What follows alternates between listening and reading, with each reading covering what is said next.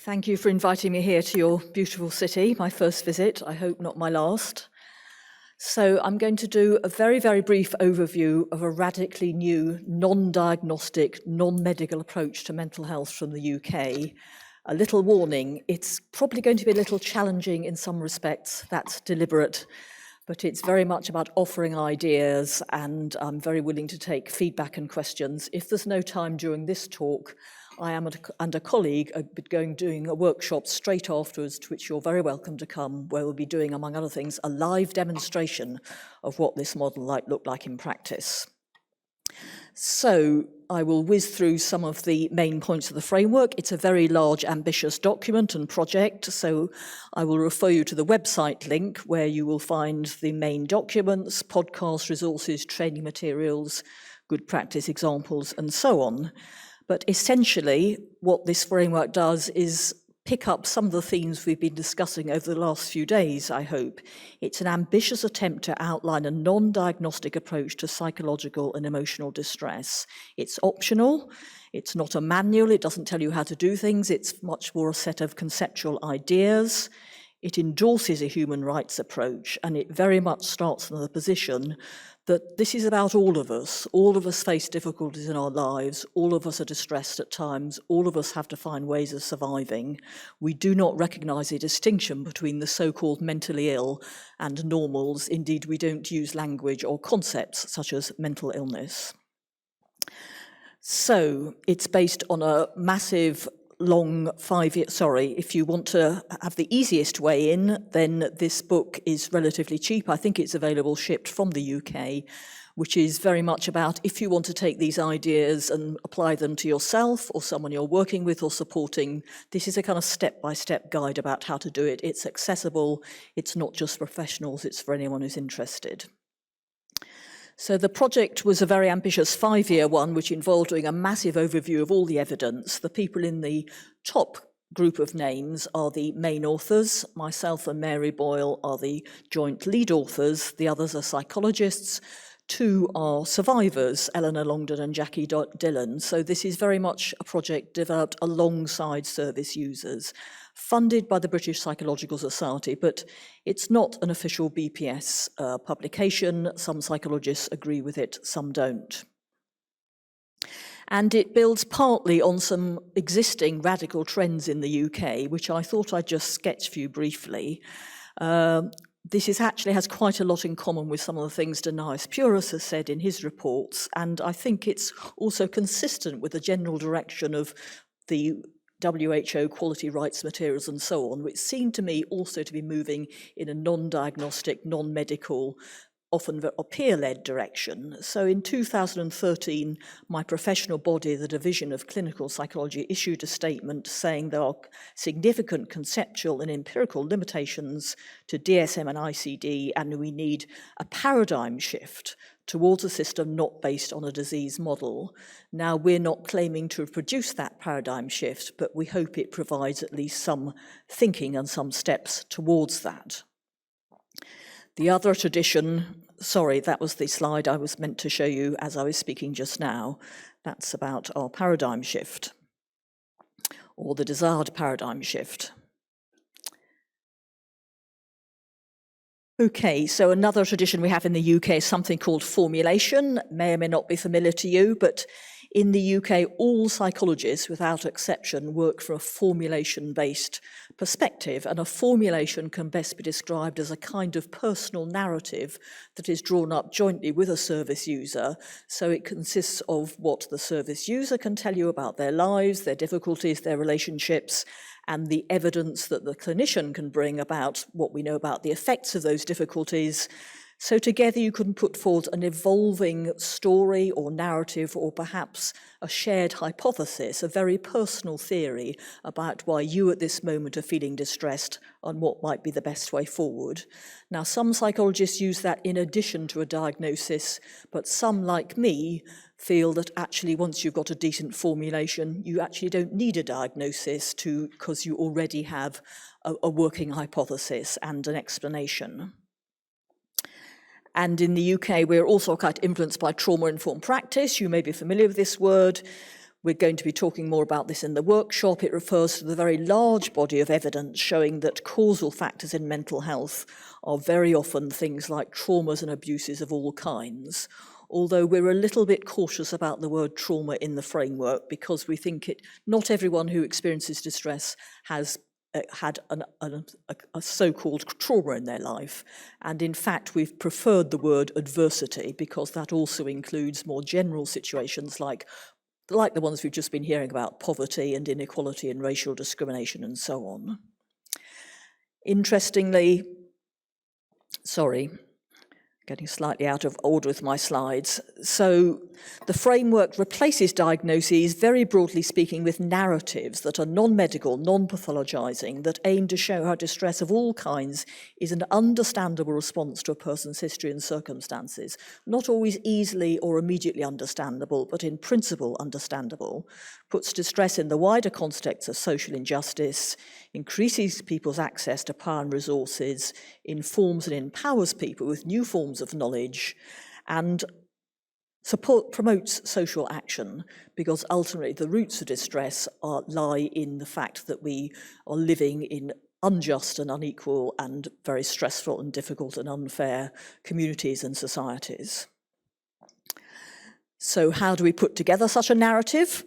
So the framework suggests these core questions. They are an expansion of the common question which comes from trauma-informed work, which is, instead of asking what's wrong with me, ask what's happened to me. In other words, my expressions of distress are understandable in the context of my life events and circumstances.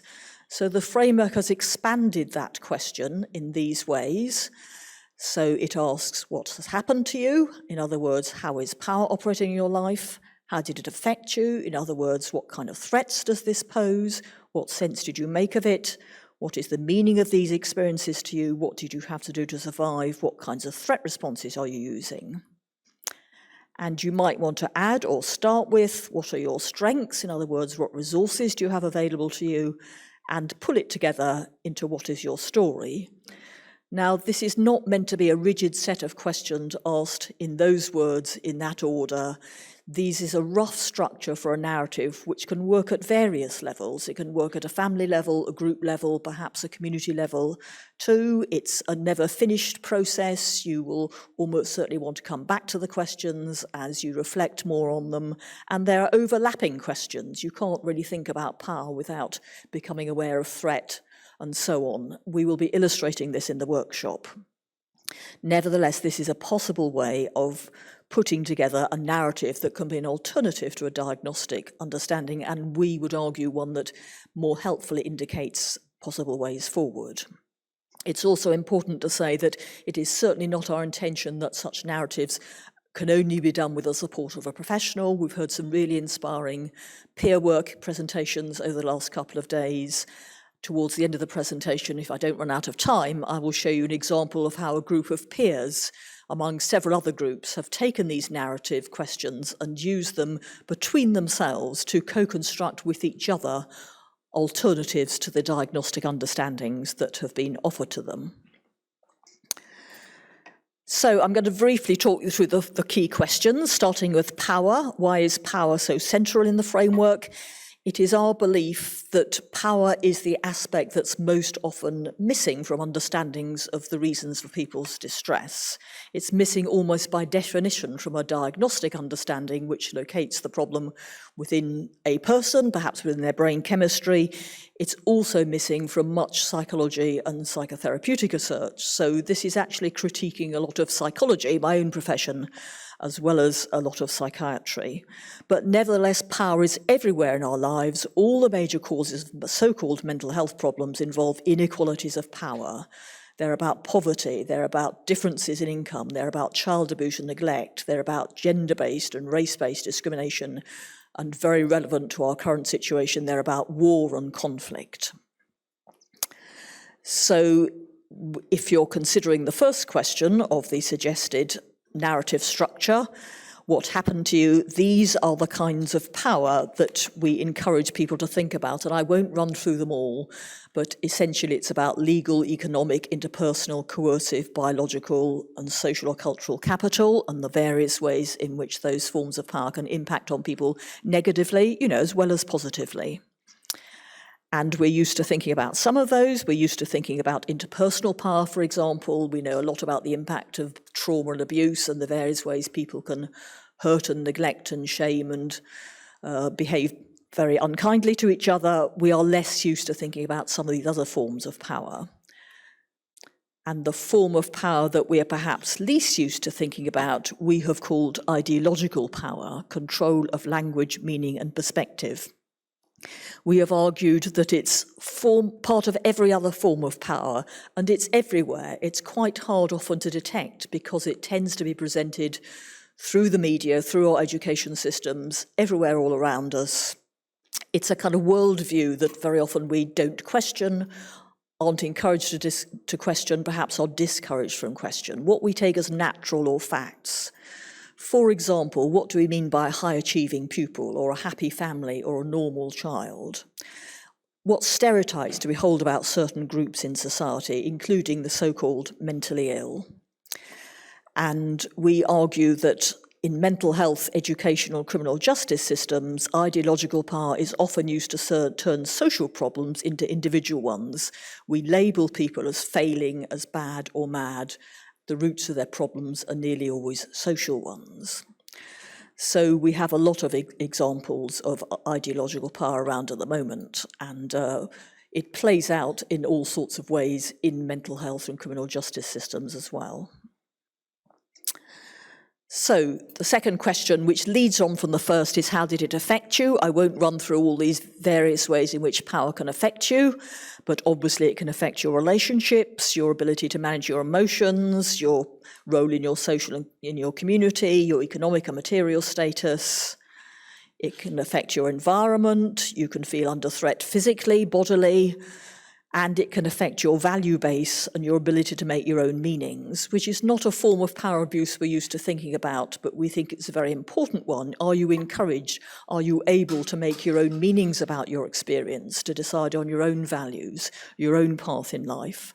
And specifically in relation to psychiatric understandings, are you even given a choice in having this particular version of reality presented to you? The next question, what is the meaning of these experiences? If any of us in the room are therapists, we're very used to working with people's meanings, of course, but in the framework, we're very keen that we don't just think about meaning at a one-to-one level, at a kind of my negative cognitions level, that could be a feature of some versions, narrow versions of cognitive behavioural therapy, for example. Because in a way, that's still a very individualising understanding in the same way that diagnosis is. So we have said we cannot understand any aspect of power, threat, or threat response separately from their meanings. Our personal meanings do not come from nowhere. They come from, we're back at ideological power again. They come from the wider forms of understanding and messages and discourses that are around in society. And we can see lots of examples of that at the moment. In the UK, for example, we were sold through a particular use of language and a particular set of meanings, the idea that we can reclaim our freedom and sovereignty through Brexit. I was not a supporter of Brexit. I think we can pretty much all agree that was a disaster. It was an ideologically driven project supported by certain language uses. And there's a very obvious example, not far from us at the moment. We are being told that Russia is operating a special operation rather than the illegal invasion of another country. And controversial statement coming up, imposing a diagnosis, however well-intentioned, we see as an example of the misuse of ideological power. Diagnostic categories are not well evidenced. How often are people actually offered a choice about to understand their difficulties? Very rarely. What happens if they protest? Quite often they may be told they're lacking in insight. The application of a diagnosis too often facilitates further power abuses, like forced medication and injections, like seclusion and so on. So there's been a lot of talk about the need for human rights in mental health, which of course I fully support. and so does the framework, and there's some really good work going on. But I think from a framework perspective, we would argue that we are never going to really be able to abandon coercion unless we abandon the diagnostic medical model of distress, because that model inevitably draws a line between one group of human beings and another, which is not a valid line to draw, and positions one group as less able to make their own decisions, as less capable, and justifies another group of people who are not in fact any different, but may have had more fortunate lives as being allowed to exercise certain forms of power abuse over them. With the best of intentions, I have to say, I'm a mental health professional myself. I've worked in systems for many years. People go into these jobs for very good reasons, but the system itself is based on wrong assumptions, and it's very hard not to get caught up with them. Finally, what do you have to do to survive? So this draws quite heavily on trauma-informed literature. This roughly covers the area that in psychiatric terms and in psychological terms we might call symptoms. But from a framework point of view, these are threat responses. They are ways of trying to survive. These so-called symptoms are there for a very good reason. They were probably necessary and important at the time, and they range from more culturally shaped ones to ones that are more biologically based, like flashbacks and panic attacks and so on. But they are nevertheless, they happen in a context and are understandable in context. So a main purpose of the framework is to restore the links between threats and threat responses. So we don't just end up going off to treat a symptom as though it's emerged out of the blue. In other words, restoring the link between personal distress and social inequality and injustice, instead of hiding that link behind a diagnosis. And this is a very odd phenomenon, I think, because at one level it is common sense. Who of us would be surprised that people living in poverty are more likely to feel miserable and desperate?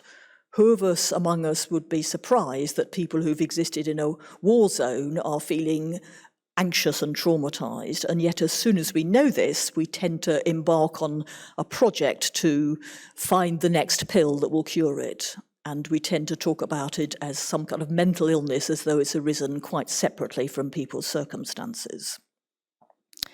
So I'm going to give you one particular example of this. We've heard quite a bit about COVID. COVID has caused a great deal of suffering to many people, not everybody, but interestingly what the research shows is that people who suffered more during COVID are the people who were already victims of inequality and have few resources and were struggling more because COVID impacted on different members of society very differently. So from a framework point of view, it really doesn't make sense to say, as many UK newspapers are saying, the COVID pandemic is being followed by a mental health pandemic. That's a very odd way of thinking, like it's an unfortunate coincidence that a lot of people are now suffering emotionally. Actually, if we get sucked into that way of thinking, we end up looking for mental health solutions like more doctors, more nurses, more clinics. Now, we may need those things, but actually the answer to people who are experiencing distress because of the very difficult circumstances they're in is to provide the preventative and the necessary resources that they need to get on with their lives again, the secured employment, the childcare, the opportunities to grieve and mourn and so on. So it is not a pandemic of mental health problems we need to fear, but a pandemic of mental health thinking is part of an article I wrote about that. So I'm keeping an eye on the time. I'm going to address extremely briefly a couple of other aspects of the framework. So you won't be able to take all this in, but you have the slides afterwards and you could read more about any of this if you're interested. But this refers to the fact that in the framework we have tried not only to provide a structure for people's personal stories, but also to look at what can perhaps be called overall narratives, meta-narratives. Everybody's individual story is part of a wider story. It all has a personal flavour, but again, it doesn't come from nowhere. So there are very common ways in which people respond to certain power abuses. I'm sure I don't need to tell you that people who've experienced child sexual abuse, for example, very typically react with feelings of shame and guilt and self-blame. So there's a common narrative out there which arises for all sorts of reasons. And our attempt is to outline some of these patterns, which we say are broad level descriptions about what people do when under threat, not conditions that people have. So we're making a very big conceptual leap from traditional medical patterns, which described medical conditions which are shaped by biology, the kind of patterns that allow us to, let's say, diagnose diabetes or cancer, to a very different kind of pattern which is appropriate for understanding people's emotional suffering, which is shaped by meaning. Okay, and I probably don't need to say that the biological patterns that we're told about, the chemical imbalances, the genetic flaws, actually do not appear to exist. So we need a very different kind of pattern. This is our suggestion. I'm going to also just talk very briefly about the framework and the relevance of a wider set of causal factors than traumas and abuses and poverty and discrimination and so on. We need to look more widely than that to look at the origins of people's distress, which often echoes down the generations. So, for example, histories of colonization, slavery, intergenerational trauma, loss of identity, culture, heritage, and land. There's been a lot of work done recently about the movement for global mental health, bringing Western psychology and psychiatry to low and middle income countries that are said to lack this Western expertise. From a framework point of view, we would be really very cautious about that and have quite a lot of doubts about it. That's not to say that no good work is being done, but this Western model has largely failed in the Western countries in which it was developed. Outcomes are not improving. If anything, they're deteriorating. And it's a kind of arrogance, and it's been described actually by some indigenous psychiatrists as a form of colonialism, to think that we have something as Westerners to offer that's better to indigenous experiences and expressions of distress, many of which, interestingly, are narrative-based. They look very different from our Western expressions of distress. The forms of healing look very different. They are, nevertheless, we would argue, based on forms of wisdom that we, in Westernized societies, have largely forgotten and need to rediscover. So I had the privilege of visiting New Zealand and presenting the framework alongside a Māori presentation, Māori being the indigenous people of New Zealand, of course, which is their understanding of distress, which is very much narrative-based. It's about the sky god, the sky father and the earth mother, and narratives about how the gods relate to each other and their conflicts and their difficulties and their triumphs and so on. Very, very different, but what we were able to observe, interestingly, was that if we, as Westernized societies, had something like the framework as our default model, we wouldn't be seeking to export it to, or to replace, let's say, Māori understandings, because there are very core similarities. It's not about exporting the framework, but it's about having a framework and understanding ourselves, which gives us an appropriate degree of humility in recognizing that other cultures and countries may have ways of understanding that work very well in those countries and cultures. So I met a Māori psychiatrist who's actually set up a clinic based on Māori understandings, which is open to Māori people, who had been encouraged to do so partly by reading the framework, and she described it as a distant cousin to home work, which was a very nice thing to hear. So I'm going to return to the theme of narratives. The framework is saying that storytelling and meaning-making are universal human skills. We provide evidence of the central role of narrative as an alternative to diagnosis. As we are human beings, we're all storytellers and meaning-makers. We've had particular understandings imposed on us, which has very often prevented us from telling our own stories, finding our own meanings, and sent us down a particular path of ideologically imposed meanings. Recovery is a process of reclaiming our experience in order to take back authorship of our own stories. That's a quote from Jackie Dillon, who's one of the authors of the framework. And this is my very last slide. I will read it out very briefly, but as I said, we don't intend this framework to be used just for professionals. This is what a PTMF narrative might look like, although it can look any way you like. But this is from the facilitator of a peer group who had been told she had a borderline personality disorder, spent many years in hospital, encouraged to take all sorts of drugs that weren't helpful to her. She came across the framework, she constructed her own narrative through the framework. She then used it with her peers in their peer support group, and they found it very helpful. So she says, adverse childhood experiences led to complex trauma throughout my life. Constant repetitive cycles of coercion, powerlessness, and multiple forms of abuse have not only had a lasting effect upon my interactions with others, but are also impacting on my physical, emotional, and psychological well-being.